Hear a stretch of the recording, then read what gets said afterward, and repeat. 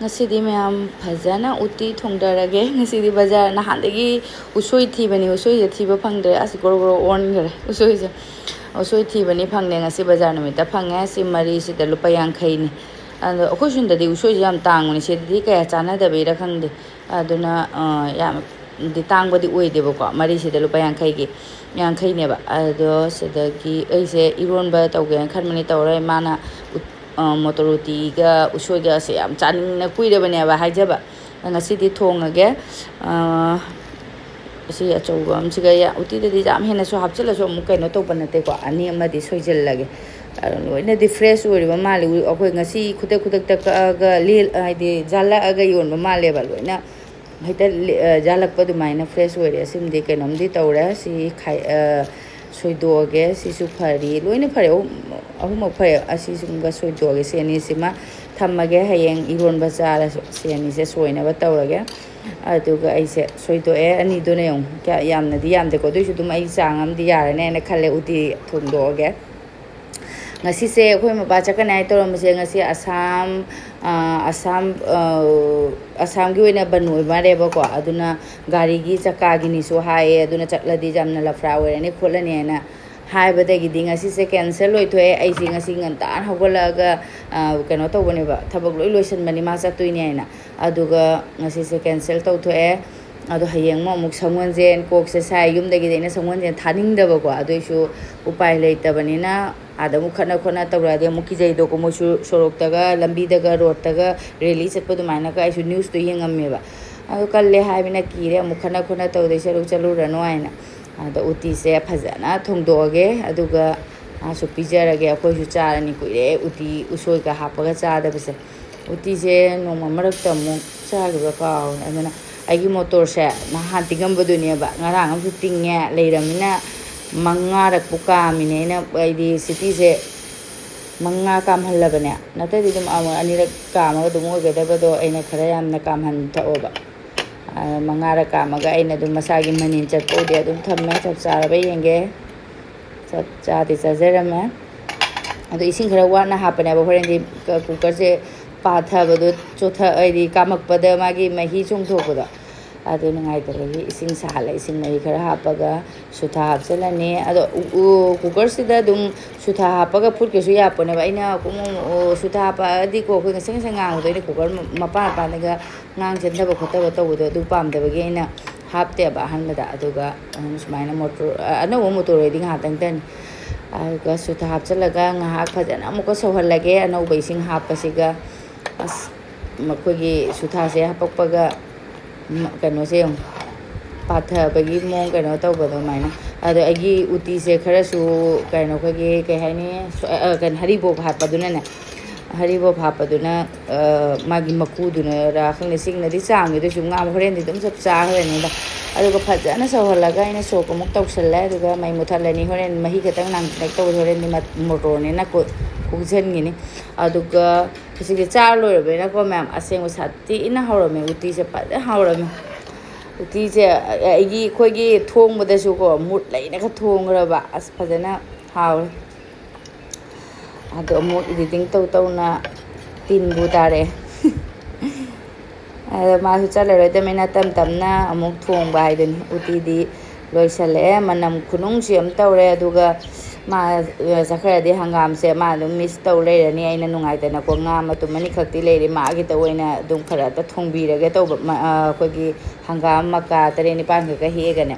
ma gi nga ma tum mani du ga ta horen de loina uti khoi paro ju sum uti pa mi sonu muti ka pam de du ju uti loi cha na ga ni du na hangam ma ka taruk tare kha aina nga ma thum mani ga sumaya sagai ra ga ne nga ma tum so thongbi ba ni ma gi aga horen kari saba charaga chara hayeng de mu samon je ni na hayeng di karimta ahau ba saba phangaro aduga khogi mathen se uti amaga angam siga nga ani ga thongbum ga borama ga aduga sinju toge to ba mana tabi ko bi do leirak tre ko ma na do mana ma sing su leitra ba ko aduna adum tonga ga ngari morok adum mi laba hay duni tilo ma hapchalaga morok sana morok hapchalaga mi lani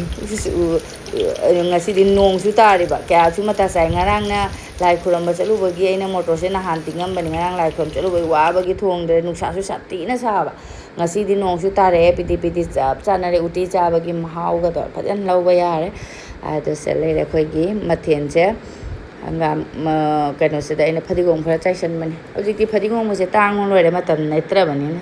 alu bora aduga sena uti leire akoi paru chatki bagi mirum ta hawi se aduga umorok ama metpa tonga ngari ga aduga tonga ngari tonga tawraga tilhauga nga thongba le loire akoi gi ngasi gi mathen dong chubagi mathen haurani aduga idom jagi khara kha idom ja da piro gi idom jagi uti yam pam ma le nam bani idom jagi uti thonge ba ado aina uti thong ba se idom ja lak ba dagi nan sajibu numitam da thun gi ngasi amaga thilurage aduga ma pizana ba tawrage aduga uti chasalaga phajana tunghi yare idom ja jo nga thong ba di mayan tuyan thong mani ka carrot ka beans ke hapaga thobo ma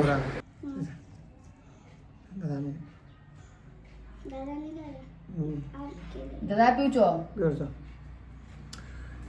De yadare.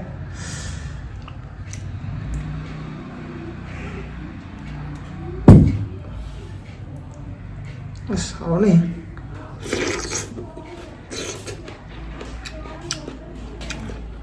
Ayo, usul dia paham berapa? Ada mau naik mau ngasih. Pak tunggu ya men.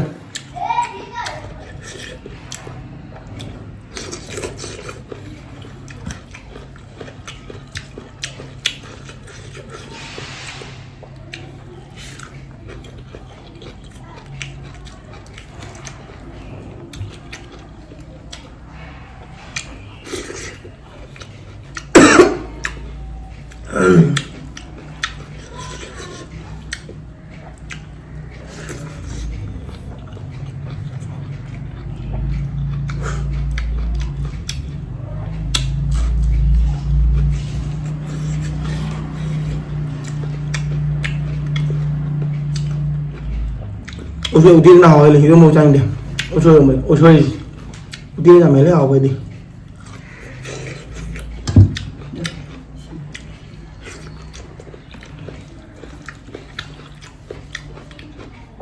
Nhưng thì bao quá.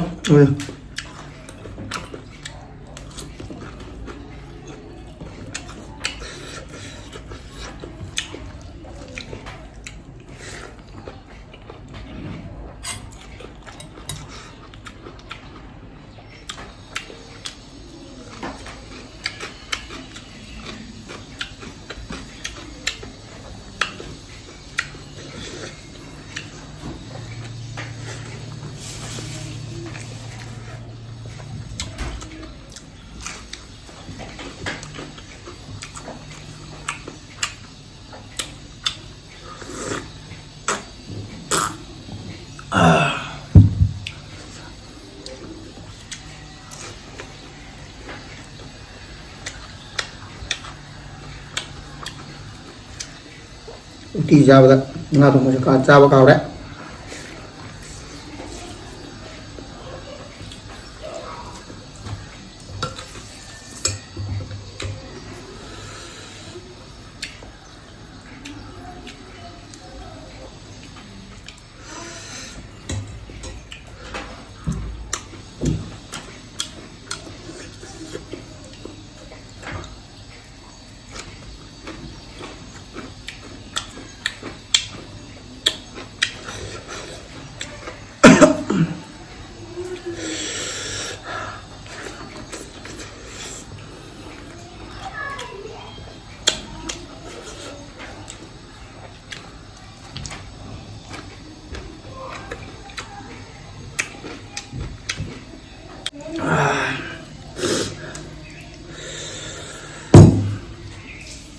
Uti kompak cầm satu ya.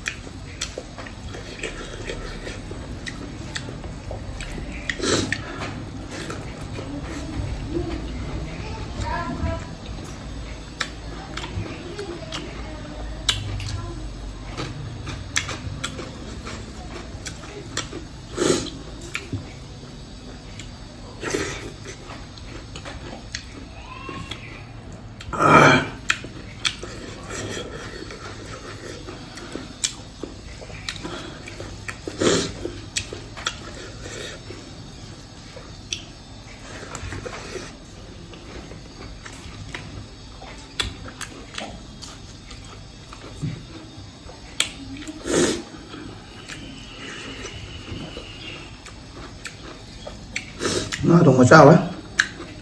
uti nó bao ấy thùng thằng cái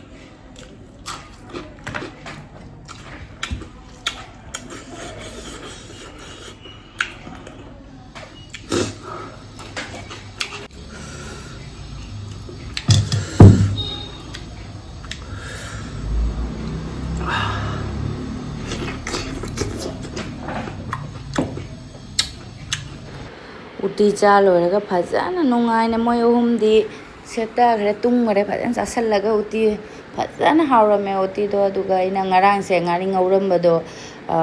sabanina ko aidi sabadu ina container plastic container sida hamningdaba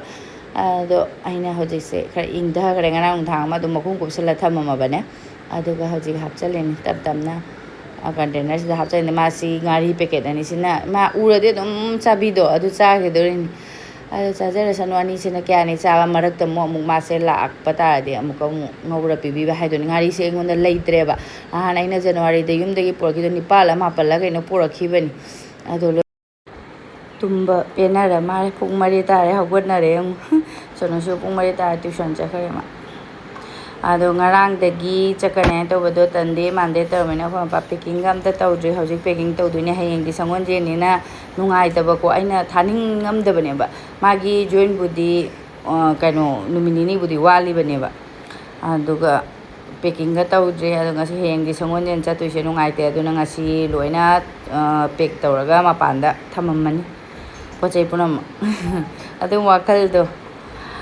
sonosu tuition chakare sanda ta sagasi di nong thimang banina nongga ayukta khara khachugi banina khara bu mamthen bu mai toina nungsa sabo redi pungan ngal na legadamni nungsa aidi thokpona madina ando sanda ta ba umal ni matam chaki khangauroi doini ado masu kanna bag pubagi khanna le mene pewa jami angang use pu ka mana asang basida pu dei to ba sang bagi bag se sidi pik yeba kaim chaloi sidi pochi mem hena mo ka thamau doiba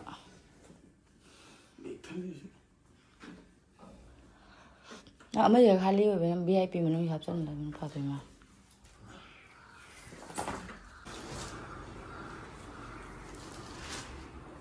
chỉ để làm sao mà suy sinh học sinh rồi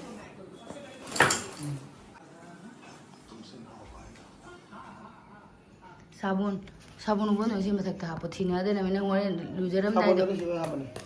Veerdeep da sat long thi phang na bagini na hai ji adu budi chum mai na ji amma ka kani nak mangai mali mangai ko na le ja no no si kai da ba adu si je hata na amma ka si ga hapani matha ji sun ha pa ko na ma cha da brush to shi to hap chal lo colgate ha pa ro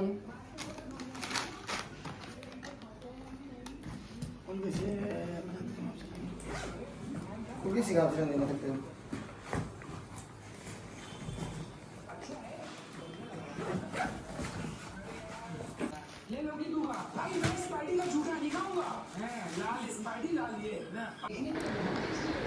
check tau na ha ga ko mamang sida puthong na tham de lo ina mukli ho we wari ni hojik se kaw ri ne ba khogi ma ku karam pune pukham kai ga am ta hapam da na kaw aduga magi puna bani se se ada thapi habi di loina sabon cap tagi masi dei thokpa ga samana rabani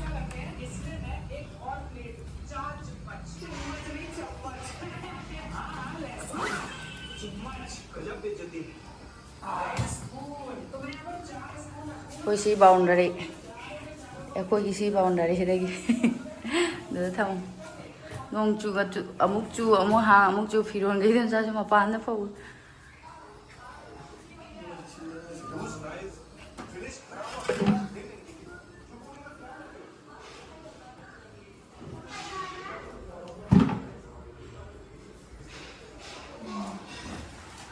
men khangu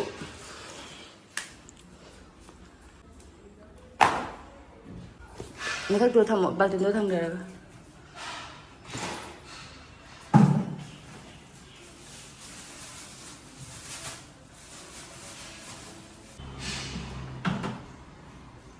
ꯑꯇꯩ ꯀꯩꯀꯩ ꯋꯥꯠꯂꯤ ꯆꯦ ꯆꯥꯡ ꯈꯜꯂꯣ ꯑꯃꯨꯛ ꯃꯨꯟꯅ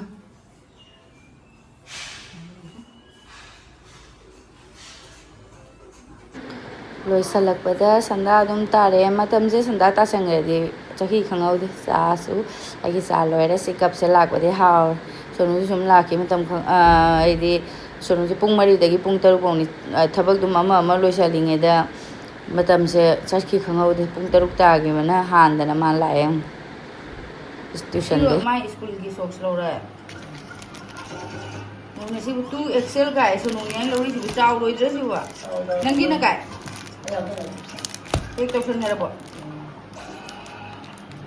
ꯀꯌꯥ ꯄꯤꯔꯛꯀꯦ ꯁꯦ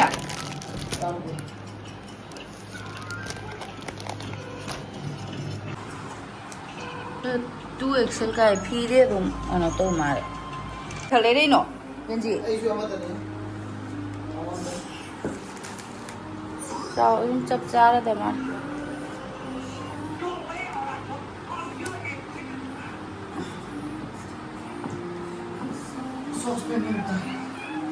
ꯂꯐꯣꯏꯁꯤꯒꯤ ꯃꯁꯛꯁꯦ ꯌꯦꯡꯉꯨꯅꯦ ꯂꯣꯏ ꯃꯥꯡꯈ꯭ꯔꯦ ꯌꯦꯡꯉꯨ ꯆꯥꯕꯤꯗꯕꯒꯤ ꯑꯁ ꯀꯣꯃꯦ ꯁꯟ ꯄꯤꯖꯅꯕ ꯊꯝꯃꯨꯅꯕ ꯐꯠꯇ꯭ꯔꯒ ꯁꯟ ꯄꯤꯖꯅꯕ ꯁꯤ ꯇꯔꯕꯨꯁꯁꯦ ꯆꯥꯗꯅ ꯑꯗꯨꯝ ꯂꯩ ꯑꯩꯁꯦ ꯀꯣꯛ ꯀꯩꯅꯣ ꯇꯧꯗ꯭ꯔꯦꯅꯦ ꯉꯁꯥꯏꯗꯒꯤ ꯏꯁꯤꯡꯗ ꯍꯥꯞꯆꯤꯜꯂ ꯊꯝꯕ ꯑꯩꯅ ꯐ꯭ꯔꯤꯖꯔ ꯃꯅꯨꯡꯗ ꯍꯥꯞꯆꯤꯜꯂ ꯊꯝꯈꯤꯕꯅꯦꯕꯀꯣ ꯑꯗꯨꯝ ꯂꯣꯛ ꯈꯨꯅꯕ ꯀꯩꯀꯩ ꯌꯥꯎꯕꯗꯨꯗ ꯊꯛꯅꯈꯤꯗꯕ ꯑꯗꯣ ꯍꯧꯖꯤꯛꯁꯦ ꯑꯩꯈꯣꯏ ꯃꯌꯥꯝ ꯄꯨꯟꯅ ꯊꯛꯃꯤꯟꯅꯔꯨꯔꯒꯦ ꯑꯩꯈꯣꯏ ꯉꯁꯤ ꯑꯩꯈꯣꯏ ꯕꯕꯥ ꯆꯠꯇ꯭ꯔꯕꯅꯤꯅ ꯑꯃꯨꯛ ꯆꯥꯛ ꯀꯧꯕ ꯑꯃꯨꯛ ꯆꯠꯂꯒꯦ ꯄꯨꯡ 9 ꯇꯥꯔꯦ ꯊꯦꯡꯖꯤꯜꯂꯛꯑꯦ ꯆꯠꯁꯤ ꯂꯥꯛ ꯏꯇꯥꯎ ꯑꯃ ꯆꯥꯛ ꯀꯧꯔꯤ